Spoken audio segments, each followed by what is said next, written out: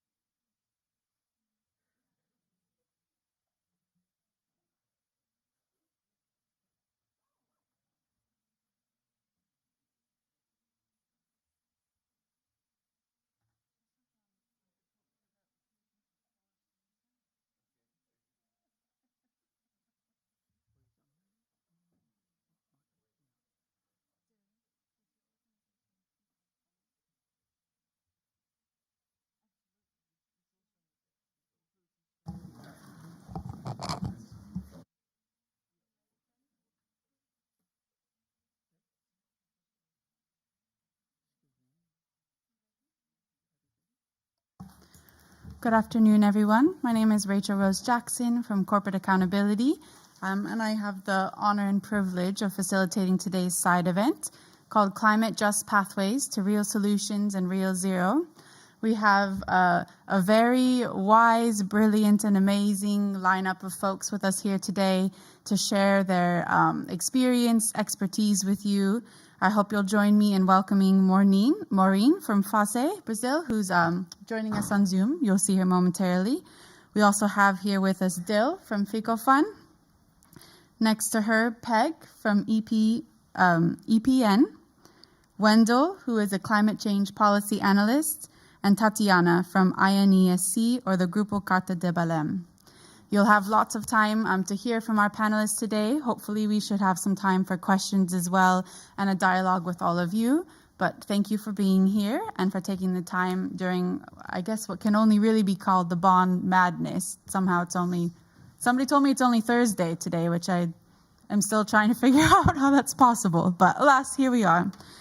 To context a little bit this event before we hand over to our speakers, it would be impossible to be in Bonn and not to hear about these things called false solutions or dangerous distractions. And it would be impossible not to hear about them because they are everywhere in all of these negotiating rooms and embedded in all of these agenda items. And so it is important to talk about them because they're dangerous, because they're a distraction, because in many cases these technologies or these schemes are risky, they're unproven, they're causing harm to communities, and in many cases, they're even increasingly failing. So as communities or experts or part of the climate justice community around the world, it's critical to talk about these false solutions and dangerous distractions because they are one huge reason why we're currently on a fast track to going way beyond 1.5 degrees Celsius of warming with no real pathway to reaching real zero and curbing emissions at source in sight. But also, I think for all of us here today, it feels really important to talk about the other side of that coin, the promise and potential of real solutions, of community-centered fight for climate justice, of the pathways and options that will actually reduce emissions at source, while also protecting the rights of indigenous peoples, ensuring land tenure, supporting local communities, farmer communities, fisher people, etc., and addressing multiple systemic injustices in our global world at the same time as justly addressing the climate crisis. And so today, well, we will hear a little bit about some of these false solutions and exactly why they are false and exactly why they are not a solution. We'll also talk a lot about the real solutions and what our best hope and our greatest potential and possibility of keeping global warming below 1.5, but also of actually justly addressing the climate crisis, saving millions of lives along the way, and resetting the system and the way the world works so that we can press the reset button on all of those systemic inequalities as well. While we will continue to denounce and fight false solutions and their impacts, At the same time, I think the importance of the event today is significant because it is sort of a statement, our mini revolution, if you will, of also setting our feet down, taking a stand, putting our fist in the air, and fighting for what we believe in, which is real solutions and real ways forwards.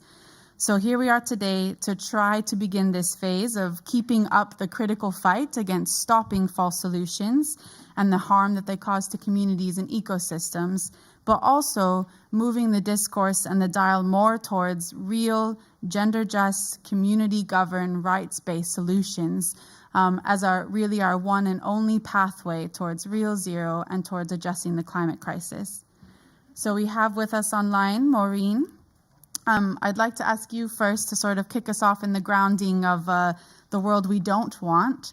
How and what do these false solutions look like that we see being talked about here in Bonn, but also that are being implemented on the ground in communities around the world? And what are they? Over to you, Maureen.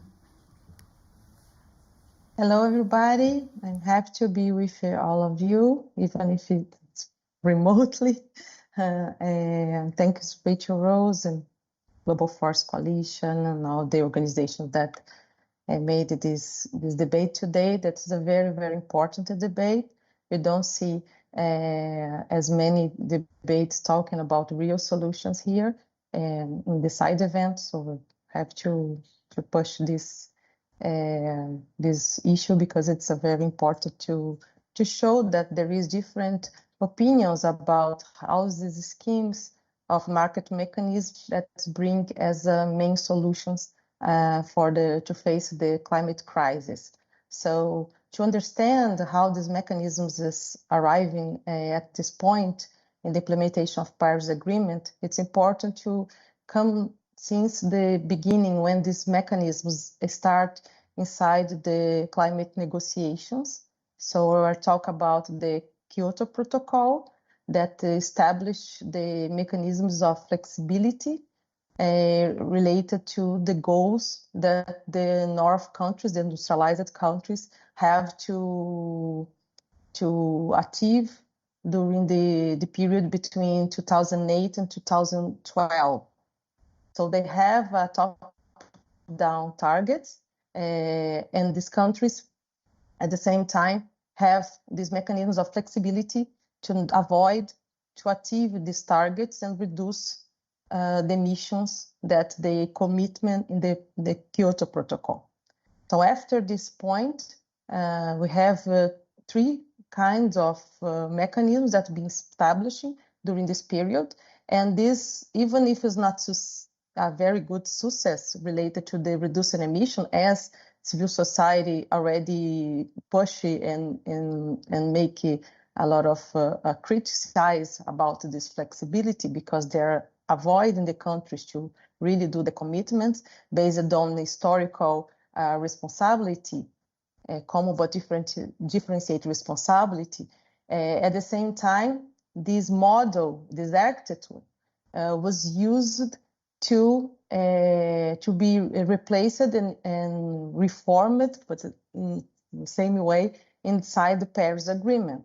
So right now in the Article 6, we have the 6.2, that's like a club of rich countries in the market mechanisms, use again to flexibility their NDCs implementation and NDCs ambition. And the second, and the 6.4, that's related to the voluntary carbon market, that at the same time will be used to keep avoiding the commitments that the countries need to achieve to really face the climate crisis that we are living presently, the current moment in the world. So not only that, but Paris Agreement also opened the door for a new kind of approach that's called net zero. The net zero, it's already been used since they calculate their NDCs of the countries. So the majority of the countries, they deliver their NDCs based on net zero math. And at the same time, they including the net zero as a long-term goal. No? So what is net zero is? Net zero they make the same amount of reduction, and they calculate that as they can remove this amount from the atmosphere. And they can use a lot of ways to remove that, but they include in the majority of schemes related to forests. And if you look in the world, where is the forest? The majority of the forest is in South countries.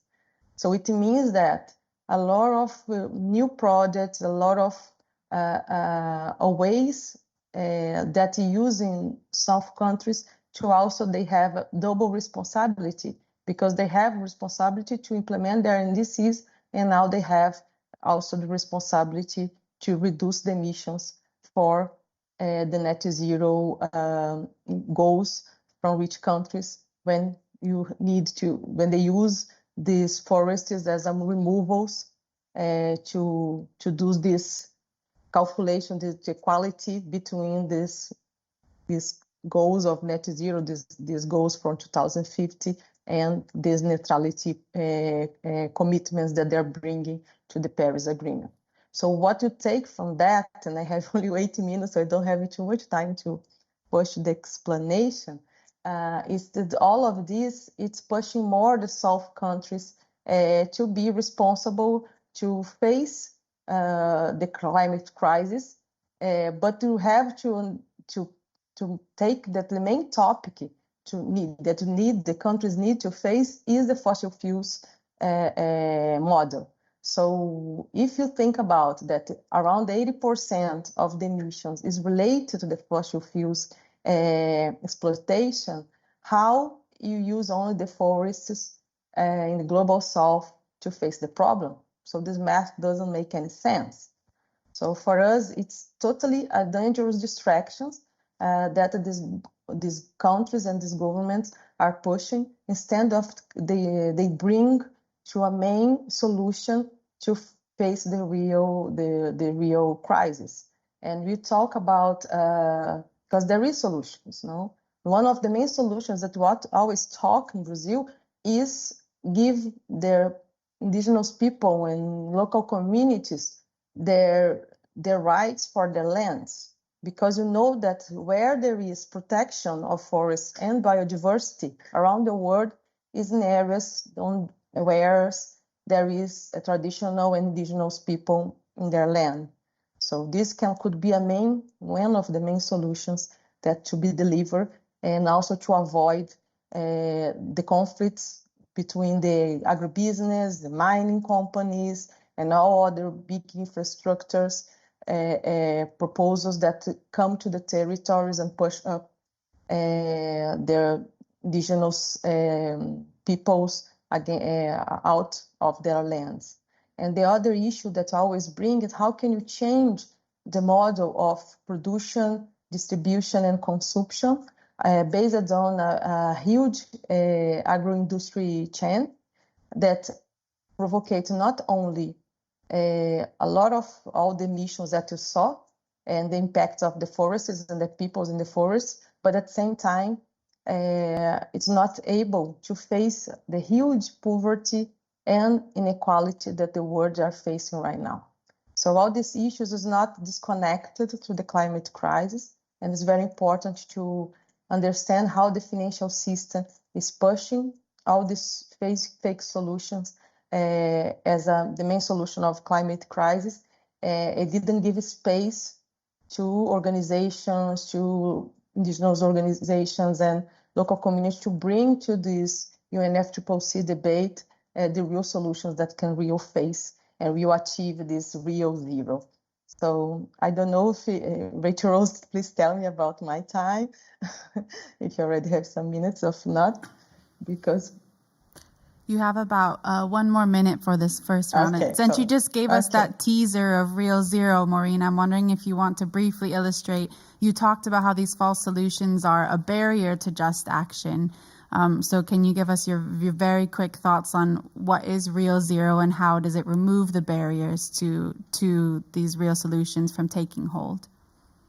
Okay, so the real zero can be, first, they really approve the commitments they get to cut off the emissions, not using distractions to to flexibilities and other kind of flexibilities, not reduce. And the countries need much more ambition, because right now this year is a very important year because the global stocktake, and in 2025, 2030, for the majority of countries, they need to apply the new review of their NDCs. So they really need to cut off their emissions and cut off the major emissions of fossil fuels, because without that, we will not get to arrive at this real zero. For the other side, we need a lot of public policy that can implement different kinds of ways of production, like agroecology, agroforestry, and other traditional ways of the traditional people's use and care of their land, because you know that this not only it's able to adapt for this climate crisis that we're living in, but also it's important to have other kind of a transformation in the food system that we're living. So it's important to take the climate solutions connected to the other issues, the other crises that we're living, and take this debate that's already in proposals and policies that in some countries like Brazil, we already have a very important public policy around the agroecology and how to implement that to face this model of agri-food system, and to face also in the transformative energy, not only transition energy, because the transition energy you are seeing that's going to keep the same model of impact in the lands. So I will be able to be here to stay in the debate. Thank you. Thank you, Maureen, for joining us from afar. We feel you very much with us here in spirit. And thank you also for not wasting any time and starting to illustrate for us the way the world could be if we turned our backs on these false solutions and instead embrace these real, proven, community-centered and gender-just solutions. Also, thank you for sort of helping us context some of the agenda items here and hot debates that are happening here in Bonn, that are where some of these false solutions and dangerous distractions are being advanced, especially Article 6, which I think you very aptly called the club of the rich elite, and how they're using Article 6 to sort of orchestrate their get-out-of-jail-free card from climate accountability and the need to actually honor their historical responsibility as major contributors to the climate crisis and reduce emissions. It was helpful, I think, that you also then touched on this net zero broader political agenda and how that has become completely co-opted and manipulated as a way to advance these false solutions. And here in Bonn, where we see a lot of conversation about net zero by 2050 and the latest lofty pledges, but also beyond that. I appreciate that you also brought up this issue of consumption, particularly the consumption of the global north or the political elite, because it's uncomfortable to talk about the need to reduce consumption and address it equitably, but it's fundamental in order to be able to address the climate crisis and key to the approach of fair shares and a fair response to climate change. And something that's directly related to consumption, I think, is the issue of fossil fuels and the need to urgently, equitably fund a just and equitable transition off of fossil fuels, which brings me to you, Peg. We're hearing here in Bonn and also on the streets and from people around the world that there is this demand to phase out fossil fuels and therefore in order to scale up renewable energy very quickly. But I'm hearing that some of these renewable energies that are pushing for are, unfortunately, but maybe not surprisingly, just another form of false solutions again. And one of these examples I've heard a lot over the past couple of days is that of bioenergy. But I'm wondering if you could break down this term a little bit for us, tell us about what bioenergy is and why it is actually not renewable energy and what the impacts are. Sure. Thank you very much, Rachel. Can you also tell me when I've got a moment left? Absolutely. Because I used to be a politician and I can just talk underwater. I love it when people ask that. So really my expertise is in the large-scale deployment of large-scale burning of forest biomass for energy, Bioenergy does extend further than that, and there are a lot of other problems with bioenergy. So this is basically taking some material out of natural ecosystems, which is called biomass, and people hear bio and think it means it's really good stuff and doing a good thing, and then burn it. And of course it emits carbon. When you burn any carbon-based life form, it emits carbon, and that's what it does. In relation to large-scale burning of forest biomass for energy, that will be in standalone electricity generators, often as a substitute for coal generation. So take out the coal, throw in the wood. And in terms of abatement, or so-called abatement, to phase down fossil fuels, then take out a bit of the coal and throw in a bit of wood. And in Indonesia, for example, this is happening under government mandate for 52 government power stations, and as a result would see the clearing of 2.3 million hectares of rainforest, and all the problems that brings. So what are the issues with the large-scale burning of forest biomass for energy? Well, it harms the climate, as I've just pointed out. It's actually not low carbon. In fact, when you burn wood, you get at least as many carbon dioxide emissions as burning coal per unit of energy produced, and usually more, because it's actually less efficient. The idea is that forests would grow back and resequester that carbon, but how long do you reckon it takes for a forest to grow back, if it's allowed to? Certainly not going to do it in the Paris timeframes. It's just a nonsense, because it's keeping on being burnt and burnt and burnt on rotational cycles if it is actually allowed to grow back at all. And this is all encouraged by flawed carbon accounting that originates here at the UNFCCC, and actually on some advice from the IPCC, where the emissions of making this energy from forest biomass are not recorded in the energy sector. So you see emissions for fossil fuels, but you see a zero next to energy. And people who don't know all the ins and outs of carbon accounting across all sectors think that means it's actually zero emissions. Then they hear all this talk about carbon neutral because it'll grow back magically, replacing all the carbon that was put to the atmosphere, and they actually think that we're solving emissions. This is not the case. And to call it renewable, well, it depends what you mean. You know, one day theoretically you could renew that wood, but you're certainly not going to be doing the climate much good along the way. So tackling that flawed carbon accounting so that we actually get the people emitting the energy to show that they did so in the generation is obviously an important thing to do. And in fact, as we have wood coming now increasingly out of the global south to supply these generators in the global north, it's the countries of the global south that actually have to take emissions responsibility for the apparent emissions reductions in the global north. So this element of climate colonialism is now coming in, and it's actually happened because of these really big problematic flaws in the carbon accounting here at the UNFCCC. So obviously we've got to fix that. Needless to say, when you log forests and burn them somewhere, it threatens biodiversity and climate resilience in those forests. And we're trying here to fix a climate crisis and a biodiversity crisis, which are concurrent and each of which push the other. So logging the forests to burn them goes against what is the most important thing, which is the mitigation potential of forests, to keep them there, to protect them, to enable them to continue to grow, and to make sure that we have restoration of forests that have been degraded.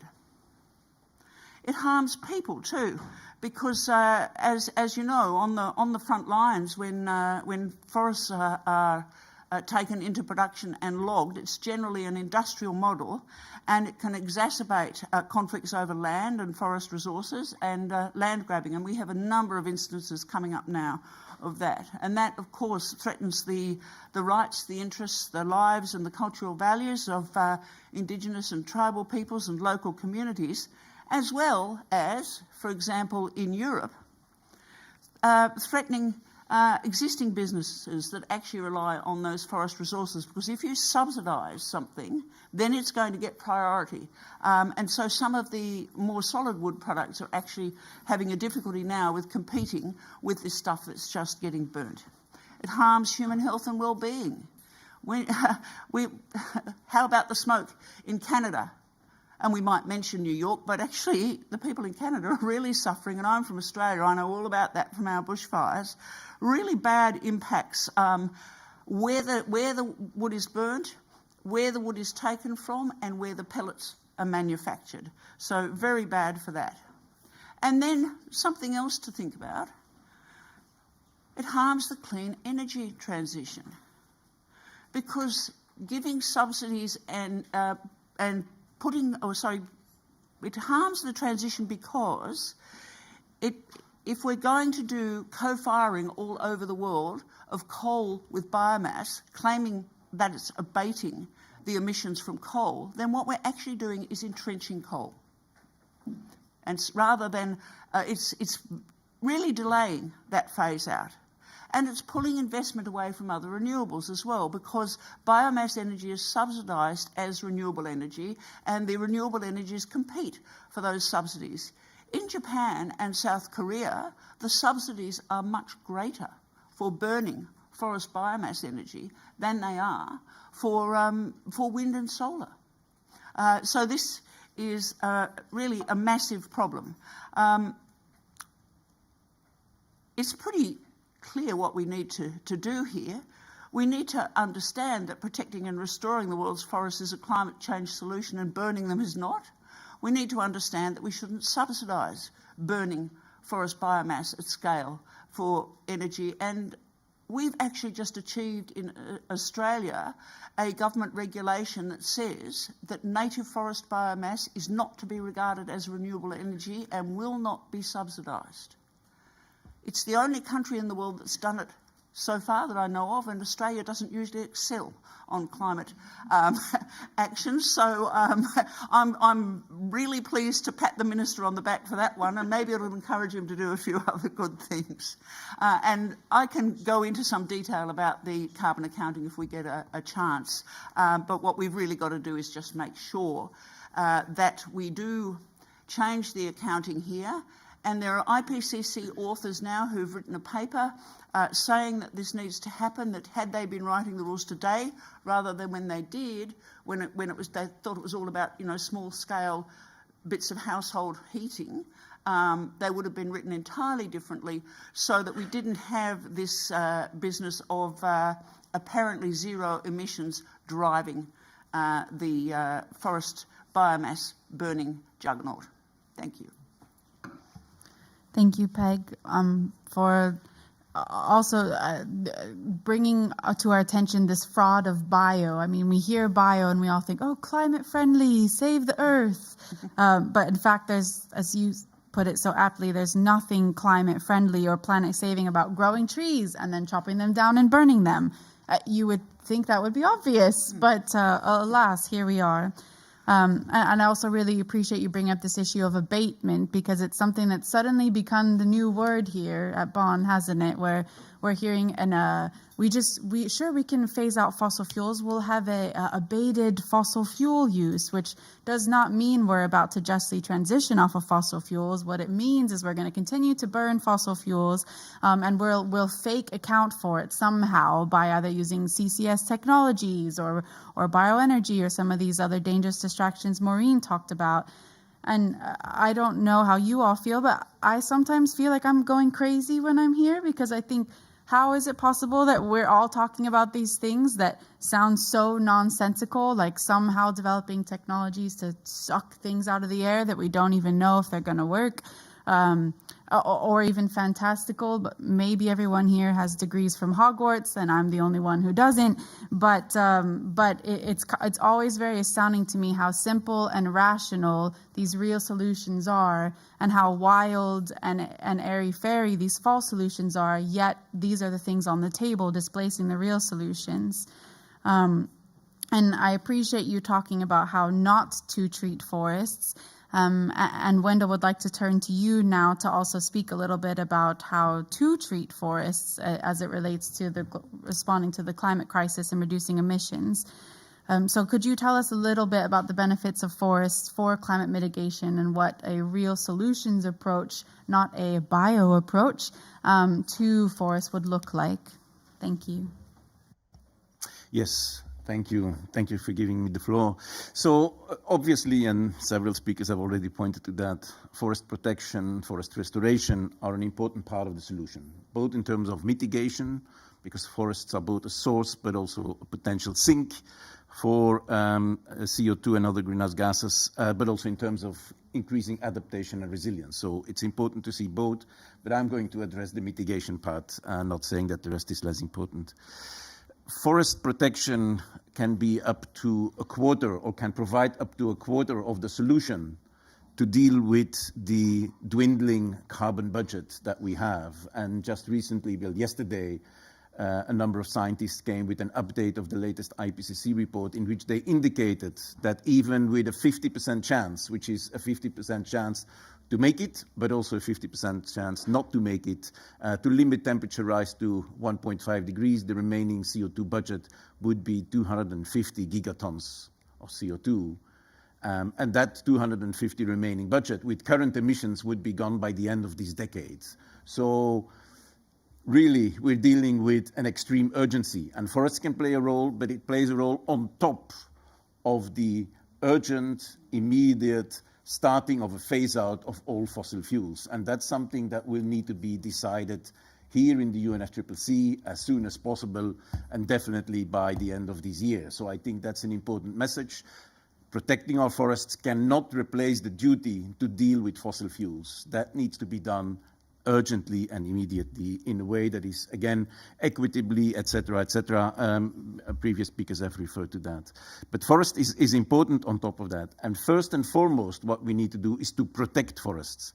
Protection is the best solution to ensure that we increase the removal capacity of forests and that we reduce the emissions of CO2 from forests. So forest protection, important and immediate action that needs to be taken. And then in the second phase, there's also a need to restore our forests to ensure that we increase their capacity to deal with carbon. Of course, all of that, and protection is the best way to do that, all of that not only to protect the climate, but also to increase and protect biodiversity and to ensure human rights of indigenous peoples and other local communities. So those three commitments go together.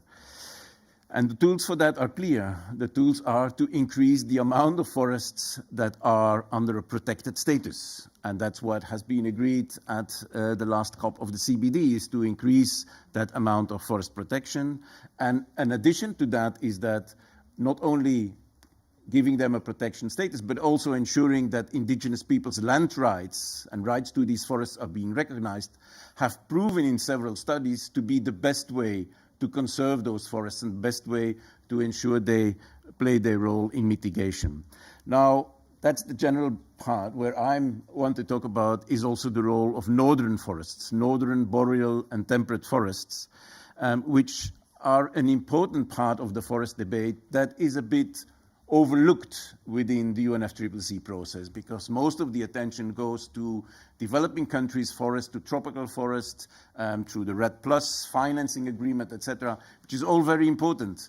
But we need to also point to Annex I countries, in case of northern forest, European, North American, and Russian countries, to really also deal with increasing the protection of their forests. And an important part of that is, of course, in Canada, where we unfortunately see currently quite disastrous events. But an even more important part is in Russia, and my colleague Andrei has made this publication about forests in Russia, so anybody who is interested can speak to him on this.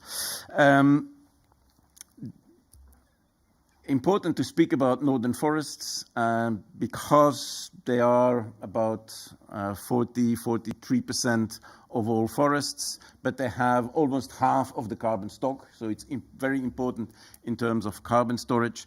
But on the other hand, northern forests only have 19% of total protected forests. So a lot of the forest protected areas are actually not in the north. They're actually in developing countries. This is something that needs to be tackled. Not that we need to reduce the number of protected forests in developing countries. We urgently need to increase the number and percentage of protection of forests in northern countries, in Annex I countries, and there, going a bit outside of the UNFCCC, the debate that is currently going on in Europe about the nature restoration law is an important element there, and we want to see that European decision makers really take their responsibility and agree on a greater amount of protection of forests in Europe, but also agree on ensuring that those who are not protected are not going backwards, because that's the important part of the legislation that is under discussion.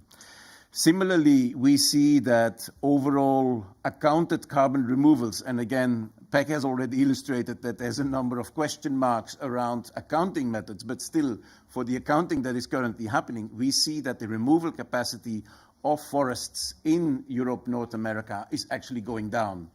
And this is going down relatively rapidly, and there's a number of countries, again, a number of scientists in France have raised the alarm. There's a number of countries where the removal capacity is really going down quickly, and that needs to be addressed. So it's important that we do that. We see that in most of the Northern Annex I countries, NDCs, while forests are now being included in the target setting, most countries, all Annex I countries have targets that include so-called LULUCF, land use change and forestry, but we see very little specific targets for forest protection, for ensuring the removal capacity of forests, and very little policies that specifically deal with forests. So forests are more seen as a way to reduce the pressure on the rest of the mitigation activities than really as an add-on, and that needs to happen.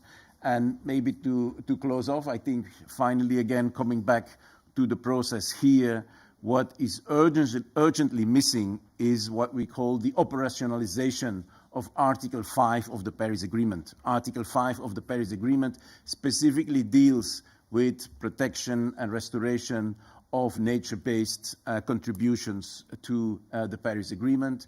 It's an article that has not been widely discussed, and it's something that really needs to happen urgently. Also, again, to put the focus away of only talking about reducing deforestation in developing countries, but also put, again, the responsibility on northern countries or Annex I countries in general on their forests and the protection they need to do. Thank you. Thank you, Wendell. That was all very insightful. And I appreciate that you started with this topic of the carbon budget, because let's break that down a little bit. So basically the carbon budget is suggesting that the planet is a bank, not a living, breathing, life-sustaining thing, and trees are coins, or people are coins to be bought or traded. The air is meant to be traded from one entity to another. And it's very telling, isn't it, about the way that our world currently works, that we would look at the world and the things in it as something to be bought and sold for the few at the cost of the many. And that's, I think, just when you consider that this whole notion of a carbon budget is what's at the center of how we respond to climate change, it really underscores why we have the very wrong mindset, and we need this paradigm shift if we're actually going to address the climate crisis. But also what you said, even if there was a carbon budget, there isn't anymore. But given what you just said, that by the end of the decade, we would be out of it regardless. And that's just to give us a 50-50 chance at reaching goals. So we need to move past this commodification of nature, the treating planet like it's a big bank, and also acting like we have a lot of time, because we don't. And this piece around there is no more avoiding, regardless of what we do, we still need to phase out fossil fuels. Another thing that I found really interesting while you were talking is when we talk about false solutions, there's just so much we'd have to do to make it work. We'd have to mobilize billions of dollars. We'd have to develop these technologies that don't even exist yet. We'd have to somehow make them work without causing harm. And then we'd have to somehow account for the impacts those emissions would cause in the meantime while we figure out how to suck them back out. It's so incredibly complicated. But real solutions, so many of them, they're just things you don't do. You don't cut down trees. You don't destroy forests. You don't burn any more coal. And they're so simple and so straightforward, and they make so much sense that it's difficult sometimes to understand why they aren't already, what's at the center of the way the world is responding to climate change. But of course, here we are. And I'd like to now ground us literally in looking at some of the more bottom-up real solutions that are being led from the ground, particularly those that are being led by Indigenous peoples and local communities, and what they're doing on their territories, whether it's in the Amazon fighting climate change or elsewhere, and how they're addressing practices related to logging, plantations, and fighting for their livelihoods in the process. So Tatiana, I want to ask you if you could tell us a little bit about this in your experience and how Indigenous peoples and local communities are central in the fight for real solutions and getting to real zero. Yeah, thank you, Rachel. Thank you so much for the opportunity to be here and debate and learn from you. Also, eu queria agradecer aos brasileiros na sala, então vou falar português rapidamente para me conectar com eles. Just thanking Brazilians on the room. My speech here is going to be more localized since Brazil seems to be performing now as this very open window to the world on how we should protect forests in the humid tropics.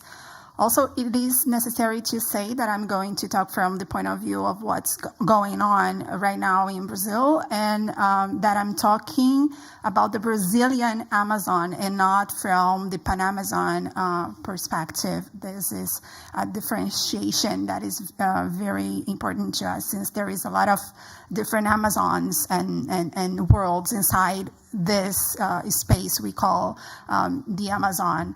So just to give you a brief background, in Brazil, the Amazon is composed of 9 subnational units, which occupies about 60% of the national territory, is inhabited by approximately 30 million people, and today accounts for something like 9% of the Brazilian GDP, according to official numbers. Having said that, it is worth taking a small step back also in order to contextualize the discussion I'm about to present to you. Brazil is going through a very difficult transition in government, as you may know. But we can say that now we do have a government that is attentive to the social, environmental, and climate agendas, that wants to invest in the Amazon and bets on sustainable development as a new national development paradigm. The Brazilian government's renewed interest in the Amazon is very positive in our view, but it needs to be followed by a new approach on development. The concept of sustainability alone is not enough, because this idea of sustainable development connected to the Rio Convention back to 1992 was not able so far to challenge old conceptions of economic growth deeply rooted in a strategy of homogenization of the regional space, or of mere coupling the Amazon region and the IPLCs living in it to the so-called national interest. On the contrary, the current challenge seems to make compatible on one side the objectives of preservation and conservation, besides economic growth and the fight against poverty and inequality, with, on the other side, respect for the productive, social, and cultural diversity of the Amazon region. We are talking about the challenge of making possible economies that require the full functioning of a biome, as well as the preservation of its integrity as a living and in a complex system or ecosystem. Why am I bringing this up? Because many of the instruments Maureen and my colleagues just described as false solutions to climate change have created this new economic agenda that replicates under the veneer of green economy or biotech bioeconomy, nature-based solutions, old patterns of private markets. Yet they have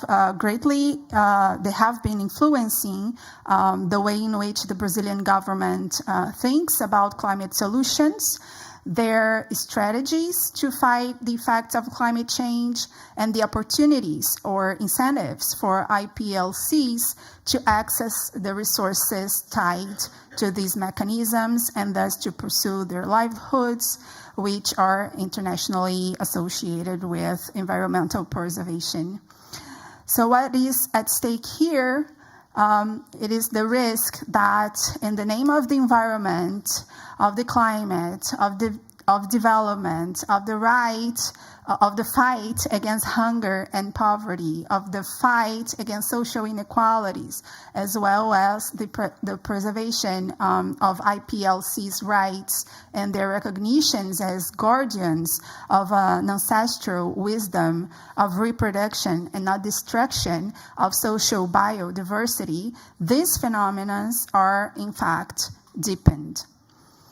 That is why we have been thinking at Inesc, my organization, in line with a group of Amazonian thinkers, that we should be talking about what we call territorially based climate solutions.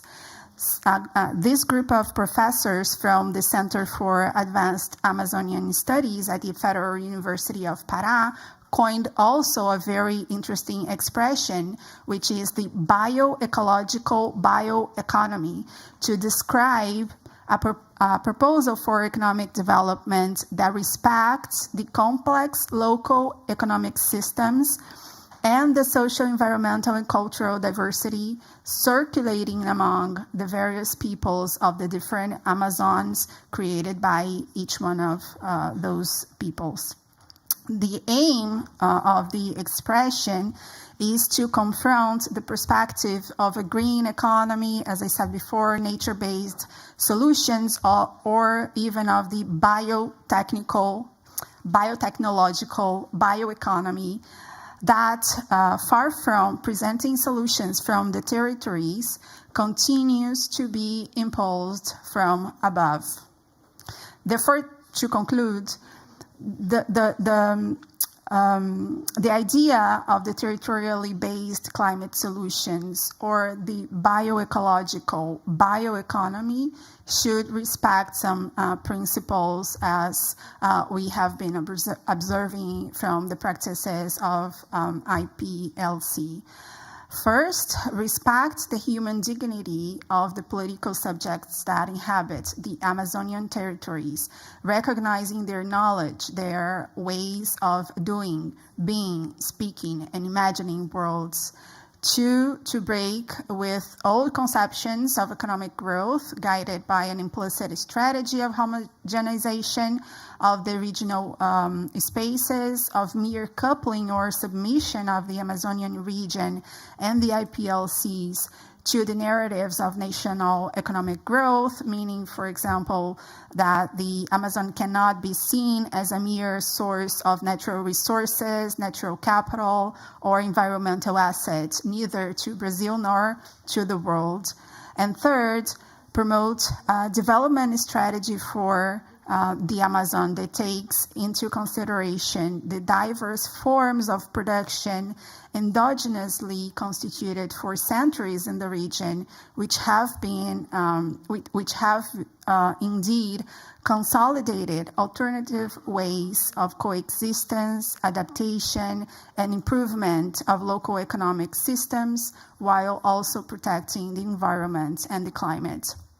This should also respect the local culture and ways of lives of IPLCs, the rhythm and the scales of their ways of production, and the different ways of circulation of value and wealth among these peoples and communities. So I'll leave it there, but we'll be glad to expand on those issues as we move to our discussion. Thank you, Tatiana. That was very helpful and insightful. And it's wonderful to hear a Brazilian perspective or a Brazilian Amazonian perspective.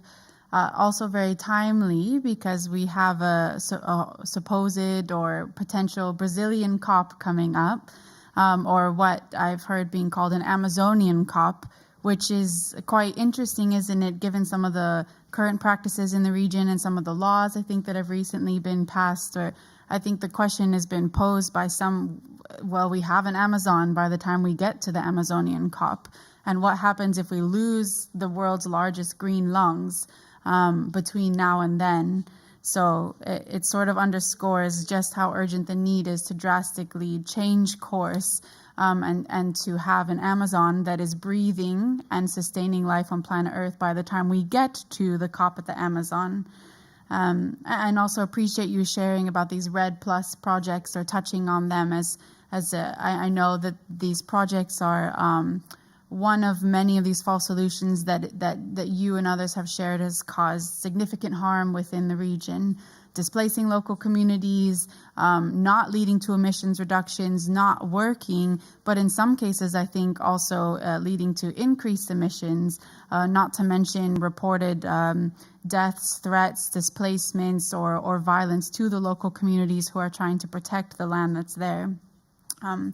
And hope that you will get some questions so we can better understand as soon as we open it up about what these territorial-based climate solutions are and what is the fastest and most just way to finance them, support them, and advance them. And as you were sort of speaking, I couldn't help but thinking about how Peg mentioned, that we have these simultaneous crises existing in the world, a crisis of biodiversity, a crisis of climate, but also a crisis of neocolonialism, a crisis of public health, all of these crises happening at the same time.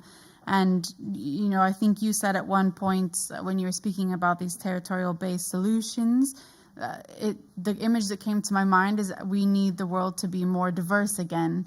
Instead of, the diversity, allow the diversity to re-flourish. Well, it's diversity of people or practices or knowledge or ecosystems, that the diversity that has been battered down, through centuries of colonization and capitalism. We need a world that is more diverse again and that respects diverse ways of life and being, those that existed before the colonization and before capitalism. And therein lies kind of the core of real solutions and the way forward. And now, Dal, to close us out, I want to ask you, coming from a background in Nepal, of working with and amongst local communities who are sustainably using and managing their forests, and this is something that you and those you work with are becoming quite known for, and many of us deeply respect. So how do you see this issue of really reducing deforestation rather than this existing notion of these REDD+ projects that actually aren't about reducing deforestation? Can you tell us a little bit about the alternative and the way forward there? Okay. Thank you very much for providing this opportunity to share mainly the community perspective, particularly about the real solution at ground level or at community level. Actually, my experience is that since last 15 years, almost 15 years, we have spent lots of time and resources to develop different mechanism in the rate plus or market-based mechanism or result-based mechanism or a nature-based solution or carbon benefit, forest carbon benefit. But even after inclusion of the REDD+ mechanism in Paris Agreement Article 5, actually, if we look at the ground level, there is hardly translated all those documents in practice. This is the situation. I mean, we, including all the international communities, after spending lots of time and resources, if we really review at ground level, based on the ground level experience or ground level situation, actually the situation is totally different.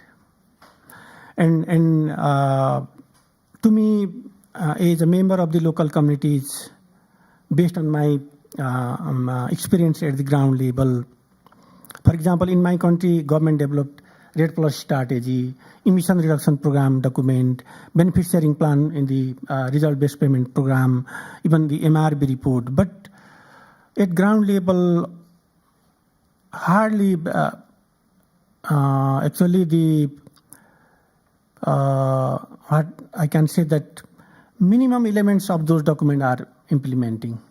This is the situation. But at ground level, how the forest is conserving? This is the question.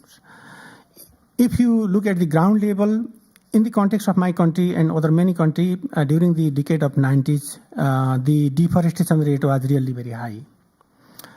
But after the community campaign for the management of community forest and other different community conserve activities at ground level, the deforestation rate is reducing now. For example, in my country, in the during the 1990, the deforestation rate was really very high, and hardly 40% land was under the forest area. But now, based on the new FRA report, Forest Resource Assessment Report, in the context of my country in Nepal, almost 46 forest land is under forest, covered by the forest area. So based on the community forest campaign, we have increased almost 6% land, 6% area of the total land converted into forest area. So this is the real solution. Actually, if we depend only all these different market-based mechanism or the result-based mechanism or REDD+, then there may be hard to achieve those type of results. Therefore, the real solution is recognition of the community right at ground level. If we recognize the right of indigenous people and local communities to manage their forest by themselves or our forest by ourselves, then definitely we will achieve something. The real solution, based on the real solution. So now, if you go at ground level, each and every community, they have their own forest management plan. They are preparing by themselves, implementing by themselves. They are implementing lots of community-based adaptation activities based on the community-based forest management system or community-based resource management system. Therefore, the recognition of community right, recognition of collective tenure right is one of the real solution. It can work. It can provide some sort of result to mitigate for the climate change mitigation or climate change adaptation. And actually, if we look the forest resources is only as a commodity or only as a economic resources, then it cannot work, because we have some sort of relationship with forest. For example, cultural relationship, livelihood relationship. We have different type of relationship with forest. Therefore, forest is not only a economic resources or not only a resources. This is the relationship between forest, is relationship between people and nature. People and nature. If we look in that way, then we can find out the real solution for the climate change mitigation and adaptation. Therefore, our experience is that we have to analyze the forest not as a resources, but we have to analyze, or we have to think to forest resources is a relationship between people and planet, people and nature. That is the real solution. Then another thing is that actually at ground level, people are managing their forest without any result-based payment. Actually, the community, the indigenous people and local community, they are not expecting any result-based payment. Because if we talk about the result-based payment, then lots of external actor or external challenges can create. People, actually, the community, they have no any, technical capacity or other different thing for the measurement of carbon or preparing different MRB report. In that way, the community cannot work. If we provide them the collective right, community right, autonomous right, community governance, then they can manage by themselves their resources, their forest resources for their livelihood, for their poverty alleviation. In the many developing countries, lots of people are below poverty line, and they are depending on forest resources for their livelihood. Actually, if we talk only about the carbon or market-based approach, then that type of approach cannot work at ground level. Therefore, the real solution is to recognize the relationship between forest and people, the recognition of the collective tenure right of the community, then respecting their right during the implementation of different externally designed project in the forest. So this is my experience based on the community-based forest management system, particularly in my country. Not only Nepal, but in many countries. Actually, now the local community, indigenous people and local community, they are organizing local campaign, community campaign to establish their legal or constitutional right over the forest resources. And in many countries, after lots of community campaign, they are being success to recognize their right in the national legal instrument. But unfortunately, in many countries, the government or different actors, they are trying to incorporate the market-based approach in the national forest legislation, which will create really huge challenge, particularly to the indigenous people and local communities who are depending their forest resources for their livelihood. At first, we have to recognize their legal rights in the national legislation, legal right over their forest resources, and it will create some sort of opportunity to them. Then it will generate some sort of real solution for the climate change mitigation and adaptation at ground level. Thank you very much. Thank you so much for sharing that from your experience on the ground, at the ground level, and also the remarkable successes that you've had that hold a lot of promise and I think hopefully inspire all of us. With that, thank you so much to all of our speakers for sharing some of your initial thoughts and wisdom. We're now going to hand over and open up to all of you. If you have questions for any of the speakers, particularly around the real solutions piece, or anything else, any thoughts to share, let's have a conversation together. Fun fact, our speakers don't know this, but I did some Googling. And while I won't disclose any of your ages, we do have more than 150 years of experience across this table and online. So a lot of wisdom to tap into right now. So let's make good use of it. Do we have any questions? Yes, just here in the back. Hiya, Alice Booth from the University of Southampton, UK. So Drax biomass power plant in the UK is the largest carbon emitter in the country, but it's also heavily subsidized and says it's sustainable. I know they source the majority of their feedstocks from North America. In the autumn, it was revealed that they had been sourcing biomass from primary forest in Canada, mainly due to legal loopholes in the definition of what primary biomass is and just, things they could get around the system. So how do you think we can most effectively ensure the protection of our forests, these carbon sinks, from polluters like this, especially in cases of state land ownership versus private ownership? And also, how do importing countries, do you think, police the sustainability of what they import? Yeah, thank you. Thank you. Do you want to take one more maybe and we can do a round? Yeah. Thank you, Karina. Thank you very much. My name is Agnes Balzani and I'm working for World Animal Protection. I'm a researcher for farm animal welfare and health. And I would like to know your view on what we promote as a system, that is agroforestry and silvopastoral. So the use of the forest in this way. How is the impact on climate and biodiversity? Thank you. Thank you. Do we have one more?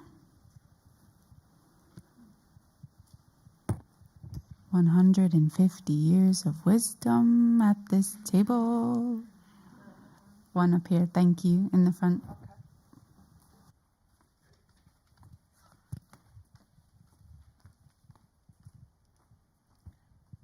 Yeah, thank you so much also for your wisdom and insights. I got here a little bit late. Maybe this was already covered.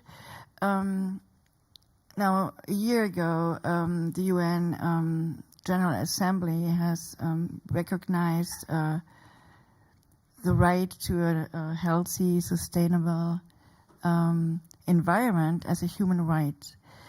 And how can this human rights now maybe help indigenous people to, or local people that see destruction of their natural environment, help them with their national governments to get protection and more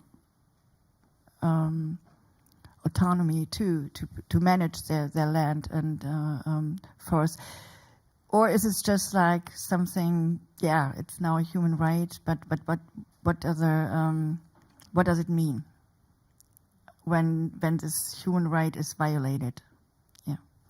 Thank you. So speakers, just to recap, we have a question around, well, the example of DRACs and how do we effectively ensure protection of forests, and particularly how do we approach, or what do we demand from importing countries? The question from our colleague around the use of forests, and also this last one around the right to a healthy and sustainable environment, and how do we best use that, or how can that be used? Tatiana, I want to hand over to you first, because I know we're about to lose your wisdom to a press conference. So feel free to respond and also give any closing remark that you'd like to share. Yeah, I just would like to remark the point made by Haj on land tenure, right? This is the basics for real solutions, and that's why indigenous peoples and local communities will be able just to perform their secular and ancestral knowledge on how to manage the forest and to do agroforestry, as Maureen said in the beginning. That's the basis for everything. And I think it is important also to notice that overall in those international spaces of debate, we are all the time thinking about how to build markets. And we are not talking about those real day-to-day work that people perform and that do produce value and that do produce wealth. And that's what we are talking about when we're talking about these territorially based solutions. In Brazil, for instance, the added value of those solutions in 2020 was around 11 billion Brazilian reals. This is a lot. And this runs out of the scope of the hegemonic economic system and thinking. We are not looking at this kind of production and circulation of knowledge and value on the territories. I think we should be looking a lot more to what is happening and to what indigenous peoples and local communities are producing in their lands as real solutions to climate change, because this kind of production goes hand in hand with protecting forests. We are talking here of a very complex management of biomes. This kind of economy cannot happen if we have a degraded forest or biome. We are talking about the manage of complex biomes here, and we are not talking about plantations, that just degrade biodiversity and the environment. So, I mean, I'll just leave it here, but just to point that I agree with Haj on the theme of land tenure. This seems like the basis for everything. Thank you, Tatiana, and for being with us here today. Good luck on your press conference. We're coming up on our last few minutes, speakers, so I'll give you each a turn to respond to the questions that were shared, and then please also fold your final remarks and words of wisdom for us into them. We'll start with you, Wendell, if you have any responses. Yes, well, I'll leave the Drax issue to Peg. I think she's much more capable of dealing with that. But definitely on the issue of agriculture, I mean, we haven't really spoken about it, but it's an important issue. And I would say that it's very clear that our current mainstream agriculture model is completely unsustainable, not only in terms of climate, but in terms of many other issues, and that we need a strong reform of an agriculture model that is well, it's not only the agriculture model as such, but also dietary choices and so on. It's very clear that in certain countries we need a very strong reduction of meat and dairy consumption so that we can make agriculture much more small scale and so on and so on. And agroforestry is definitely a part of that solution. I think that there's no debate about that. It will not be the solution as such for everything, but it's definitely part of it. So in that sense, fully support. And then on the other issue, yeah, one part of my very old career or long career has been in indigenous people's rights. So definitely strongly support that the right to self-determination of indigenous peoples is a crucial element in the fights for a better world. Thank you. Thank you, Wendell. Peg, any final remarks or responses to the questions from our comrades? Thank you. Well, I completely agree with all the points that have been made already and won't repeat those. In relation to, quickly, the agroecology one, what I neglected to mention and have been feeling bad about is the massive explosion of monoculture plantations across the planet, across food-producing areas. I mean, an area at least the size of India or 2 Indias that is foreshadowed for bioenergy, especially bioenergy with carbon capture and storage, which of course is completely impossible and just outrageous on a number of fronts. So better deployment of our land for food and for biodiversity, obviously. In relation to Drax and sustainability issues, I think there's a couple of things. The first one is that when you get all this diversionary talk about it's all done sustainably, they're talking about individual logging operations done with a better quality, allegedly, of logging. Even if it is better, what we're facing here is a massive expansion. And so it's quantity that we need to be talking about. And saying that you're logging a huge amount nicely still doesn't stop you logging a huge amount that should not be logged and brought into production, should be left. We need to change the accounting rules here at the UNFCCC. We have to get the emissions of bioenergy where it is burnt, recorded in the energy sector there, rather than messed up in a general stock change in a land sector which may be in a completely different country.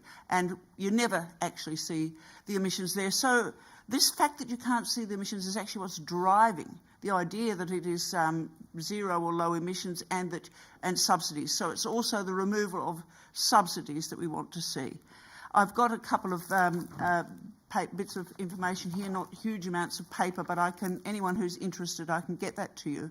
And then the last thing is we've got a network where we're linking up people who are affected in countries where the forests are being destroyed or they're being converted to monoculture plantations with the people in the countries elsewhere where this wood is actually being burnt as a good thing, and getting them to go and expose those issues to the general population who then react and put the pressure on companies and on politicians. And I must say, don't just go for the politicians, go for the energy generation companies and the energy retailers and try and get them to stay away from the bad sources. Thank you, Peg. Dill? Okay. Very quick response about the conservation of biodiversity and agroforestry practice, particularly in the community-based forest management system. Actually, if we review the community-based forest management plan or community protocol, that may be formal or informal at community level, we can find out about the clear provision about conservation of biodiversity and practice of the agroforestry. So therefore, my experience is that the biodiversity conservation and ecosystem conservation, as well as the practice of agroforestry, is an integral part of the community-based forest management system. Therefore, the community-based forest management system always contributing for the conservation of biodiversity and practicing the customary practices related to the agroforestry.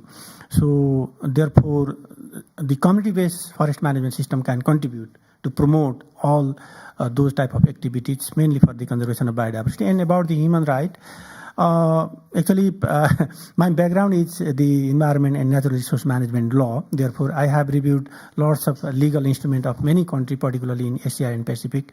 And some countries, they have made provision for the constitutional, fundamental right for the protection of right to environmental justice or right to resources. In those cases, there may be some opportunity to protect the fundamental right or constitutional right or human right related to the forest resources or right to resources. But actually, if we review the national legislation related to the forest resources, we can find out hardly the provision to respect or promote or strengthening the human right. This is the situation. Therefore, the indigenous people and local community, they are organizing some sort of campaign to recognize their human right, particularly for the mainstreaming of human right in the forest related national legislation. And we can hope that we will success in this campaign. Thank you. Thank you, Dil. And Maureen, we'll end where we started. So in our final moment, do you have any words you'd like to share with everyone? Very quickly, just to comment the question about the one from the UK. Don't have time to more deep, but it's important to take account about these imported mechanisms or kind of duties and the governments of Europe are creating, because at the same time there is a double or triple impact.